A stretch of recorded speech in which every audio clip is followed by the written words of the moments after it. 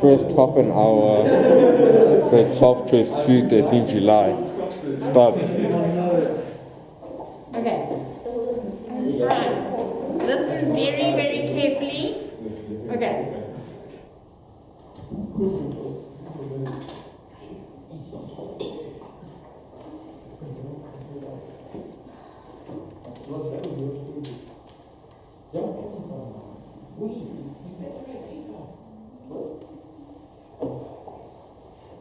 I'm going to put that thing on your nose. No, it is now, wasn't it? As I looked up.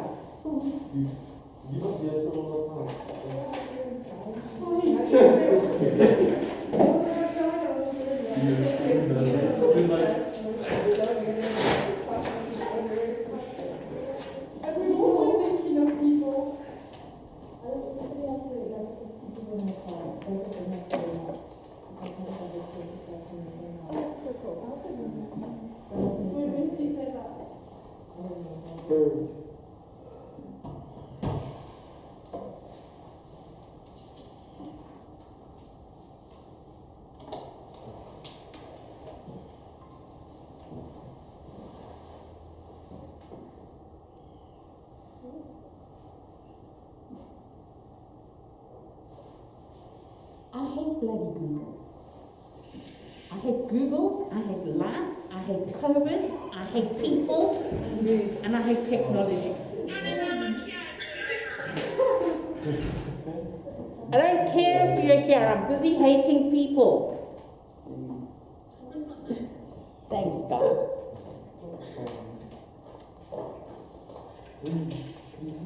You don't understand. I've spent all morning trying to get you guys onto Google Meet. It's a complete pain in the neck. Okay. Right, go ahead. So you guys each got 5 documents. Please don't make that desk rock. If I get seasick, I'm going to vomit on you. Through the face shield. Okay. You each got 5 documents. Okay, do that. You got 3. That's because you didn't get the other 2, you idiot.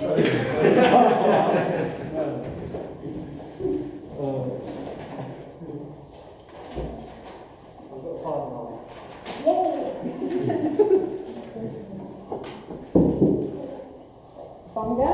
Yeah. Michelle Rock's kicker. Okay. Joshua is such a polite guy. He just goes, no, shame, not Michelle. Yeah. Okay. Right, so let's go. Evolution. They pulled away the last week of term, which I was relying on to teach you. So, See how many we are.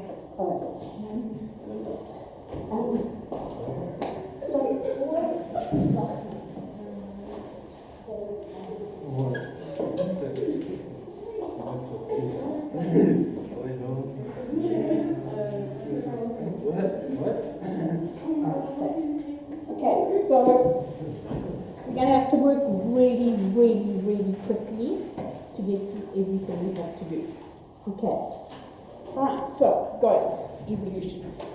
Quarter of the syllabus. Being done in 2 weeks. Watch this. Why did you say that took away the last week of term? Because all of a sudden you've got winter school where we're only allowed to do revision. They asked the teachers, do you want winter school? We said no. They said, here's winter school. It's a democracy. Okay, alright, so what is evolution?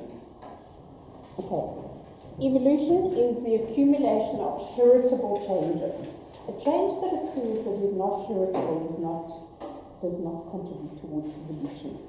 So if you go outside and expose yourself to sunlight and a mutation occurs in one of your skin cells and you do not pass it on to your children, that is not evolution. Okay, alright. So it's heritable changes through succeeding generations of organisms that may result in the emergence of a new species in the long term. Generally speaking, it's not a short-term thing. Okay.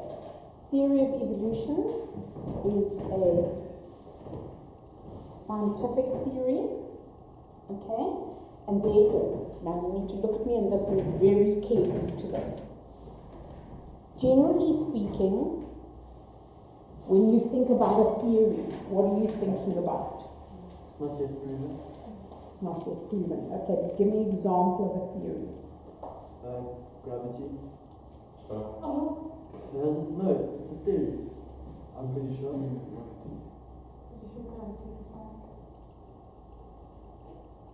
Gravity is a mindset, guys. Gravity is what? It's a mindset, man. You change your brain. Yeah. I have one, the flat earth theory. The what? The what? The Flat earth. It's not a theory, that's a fact. Who's just said that's a fact?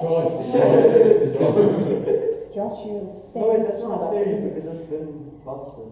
Therefore, it's not a theory because it's not a theory.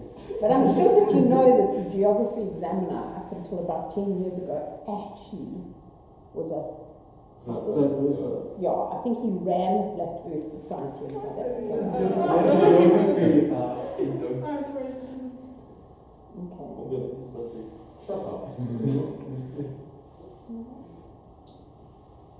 I saved a video for you guys. Where the hell is it?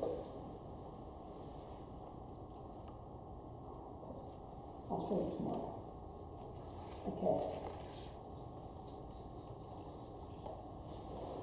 Alright.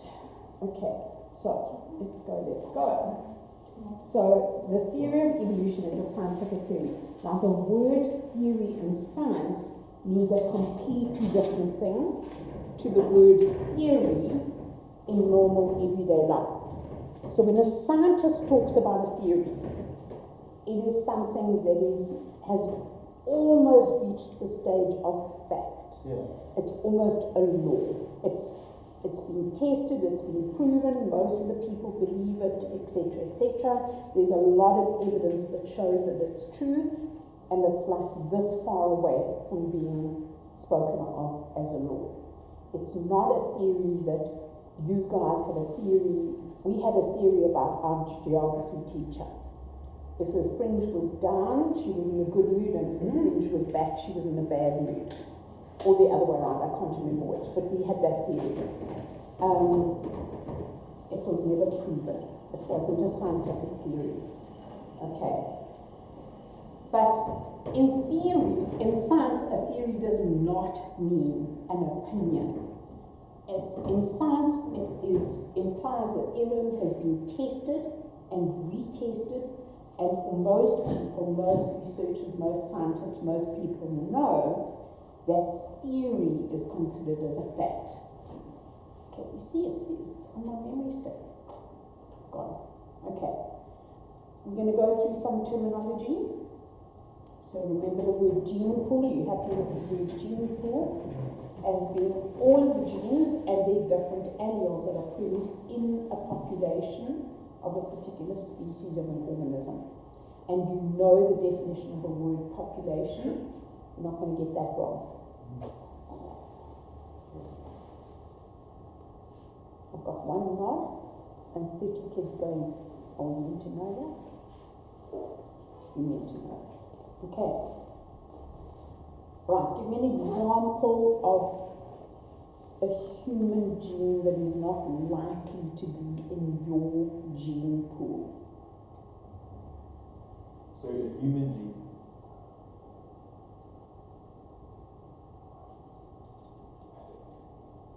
Go. 3 eyes. No, where have you seen a human with? No, I haven't, but like, I don't know. Maybe something like those people in Central Africa that you said have sickle cell anemia that are resistant to malaria. Oh, that makes sense. We've got a reasonably good chance of that one being here. But something within this. So, ma'am, do you mean something that like a human has, but Yes. we don't? Yes. Genuinely, Yes. yeah. Oh, Yes. Oh, the 11 fingers. There you go. what's the correct term? Polyodactyl. Polydactyly. Poly, many, dactyly, fingers. Okay, alright. Allele or gene frequency. This refers to how common an allele is in a population.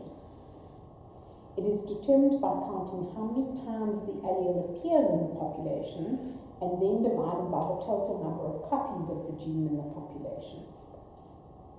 Okay? For example, if you look here, there are 1, 2, 3, 4, 5, 6, 7, 8, 9, 10, 11, 12, 13, 14, 15, 16, 17, 18 individuals in this population. Okay?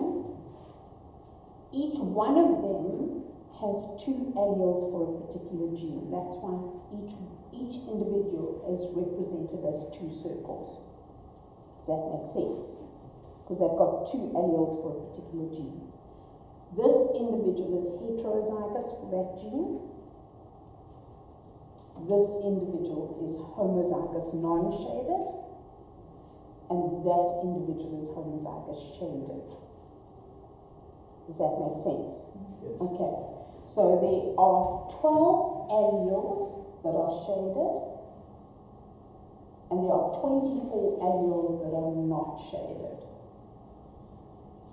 Okay, so there are a total of 36 alleles, of which 12 are shaded and 24 are not shaded. So if you want to work out gene frequency, it would be 12 divided by 36 as a percentage. Okay, so allele frequency of the non-shaded is 24, because if you count them, there are 24 non-shaded alleles, divided by 36, because that's the total number of alleles in this population, multiplied by 100, which is 66.67%. Does that make sense? Okay. Right, so the frequency of all the alleles of a particular gene in a population must add up to 1 or must add up to 100%. So, because if you took 12 divided by 36, multiplied by 100, you get 33.33. Okay, so that plus this one would be 100%. Okay. We need to talk about the terms microevolution and macroevolution. Now, generally speaking, when you hear about evolution, you are thinking about macroevolution. You're thinking about how, give me an example. Fish started to live on land. Okay. That's macroevolution. That's a whole new species. But microevolution is the process of changes in gene frequency, which is what we've just spoken about here, okay, occurring within a species. And it happens as a result of mutations and as a result of natural selection and some other mechanisms that I will discuss. These sometimes accumulate and they lead to the formation of a new species. If it leads to a new species, that is macroevolution. Does that make sense? So, if it's just changes of gene frequency in a population, but it's not a new species, microevolution. If it's changes in a gene frequency in a population that leads to a new species, that's macroevolution. How are you going to know if it's a new species? Physical changes? There might be some physical changes, but there might even be physical changes in microevolution. Josh? If you take the supposed new species and crossbreed it with one of the old ones, then you get the offspring, and then you see if the offspring's fertile or not. Okay. Right, so the way to test whether something is a new species, go back to your definition of a species. Try and interbreed it with individuals of the previous species if it produces fertile offspring. It is not a new species. If it doesn't produce fertile offspring, it is a new species. Okay. You've obviously got to have a big enough sample size. I'm getting the most blank faces I've ever seen, and I've taught for 44 years. What's your definition of a species, you little nanas? Kaylin's going, where we learned the word species? No, I know. I'm just thinking of a different situation. So, Yes. if a woman has a child that is infertile, is sterile, does it mean her and the person she had the child with are the same No. species? That's why you've got to get a big enough sample size. So it can't just be done, you've got 3 new or 1 new individual and you think this might be a new species, and you try and breed with one of those and do they produce fertile offspring? Not a big enough sample size, because infertility occurs naturally in the population. So you've got to get a big enough sample size to be able to conclusively say it is or it isn't a new species. Okay, does that make sense? Yeah. Rest of you, are we okay? Other than Josh? No, so microevolution is like the slow, gradual changes. Is that correct? It's that the gradual changes in gene frequency, but it's not yet considered a new species. Okay. So I would imagine something like antibiotic-resistant bacteria, not yet a new species, that's microevolution. But the moment it becomes a new species, Yes. macroevolution. Yes. Okay, does that make sense, guys? Okay. Alright. So microevolution is defined as a change in gene frequency in the population, but it's not yet a new species. And it might never become a new species. Okay, but it might. So remember that a population, we learned earlier in this year, is a group of organisms that share a common gene pool, such as all the individuals of one beetle species living on a particular mountain top. So here we've got a mountain top, and there we've got a little beetle. Okay?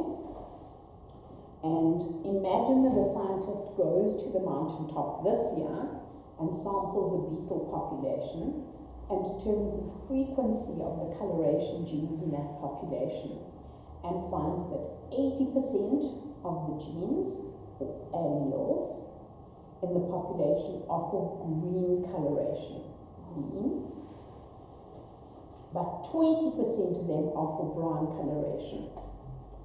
Okay. Following year, she goes back and she repeats the procedure and finds a different gene frequency and finds that 60% are for green genes and 40% have brown genes, brown alleles. That's a change in gene frequency. That is microevolution. Okay, right. So she's detected a microevolutionary pattern, a change in gene frequency. And a change in gene frequency over time means that a population has evolved. And the big question is, how did it happen? And there are 4 processes that can lead to the change in gene frequency of a population. First is mutation, and you know about that one. Second one is migration. We'll talk about genetic drift, and we'll talk about natural selection. Are you happy with the term mutation? Okay. So it is a chance, permanent change in the sequence of nitrogenous bases of DNA. So if you've got here 2 homozygous parents that are green-colored beetles, and they produce an offspring that is heterozygous brown, green, and the others are homozygous, somewhere a chance mutation must have occurred, because neither of them, they were both homozygous, neither of them had an allele for brown coloration, and therefore that must have been a mutation that occurred.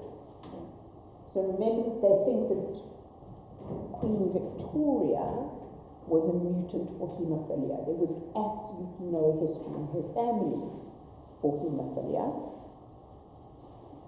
However, she passed it on to her of her sons, and her daughters became carriers. So they think that that was a mutation in Queen Victoria. Does that make sense? Okay. So this can lead to a change in the phenotype, and it may be inherited in future generations. So for it to result in a change of the phenotype of the following generation, it must have been a dominant gene. If the one for brown coloration is not a dominant gene, then it's not going to lead to a change in phenotype in this generation, but it could lead to it in the following generation, because you might end up in the following generation with homozygous individuals.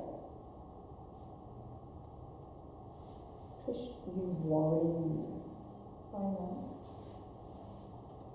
Because there's just big eyes going on there. Are you okay? No, I'm understanding. Are you? Okay, well tell me if you're not. Yeah. Okay, that's fine. Sure, your eyes just look like... Sorry, I'm working it out in my head. Oh, perfect. Absolutely perfect. You'll tell me if you're not. Okay. But remember that in order to be inherited, the mutation must be in germline cells.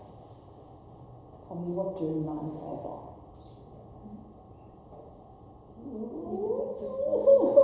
Like 6 cells. Yeah, Not sex cells, not gametes themselves. Josh? It's the cells where the gametes are produced, so like in the seminiferous tubules. So remember, they are, what did you call them? What are you going to call them? Seminiferous tubules. Okay, so remember in the seminiferous tubules in the testes, there's a single layer of cells towards the right at the outside, just underneath that membrane. And those are called in the testes germinal epithelium. And those cells divide by mitosis first of all, and then they divide by meiosis, and they form sperm cells. If the mutation occurs in these cells, it can be passed on to the sperm cells. If it occurs in like the interstitial cells between the testes, then it can't be passed on to the sperm cells, it can't be passed on to offspring. In the case of the ovary, remember that there's also germinal epithelium around the ovary, and that germinal epithelium gives rise to the primary follicles which produce ova. And therefore, in a female, it needs to be there as well. And those are referred to as germ-line cells. In other words, they pass on that mutation to following generations down the line almost. Does that make sense, guys? Okay. Alright. Migration can obviously lead to a change in allele frequency, because if, for example, here you've got beetles that have got genes for brown, and alleles for brown, alleles for green, and a whole lot of beetles immigrate into this area, bringing a higher frequency of brown alleles, then that would result in an increase in the frequency of the brown genes or the brown coloration alleles. Does that make sense? So that's immigration, and immigration could also. Everybody in Joburg who had red hair left Joburg and went and lived in New Zealand. It would lead to a change in the gene frequency, the allele frequency for red hair. Does that make sense? Okay. Genetic drift. And this one's a little bit, there hasn't been a bell, has there?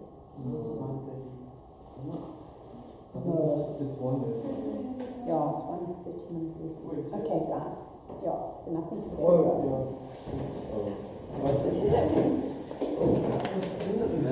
Right, thanks, guys. Yes. I can't hear.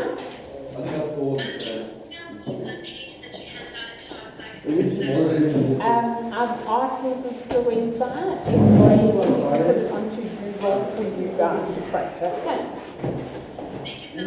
Alright, bye.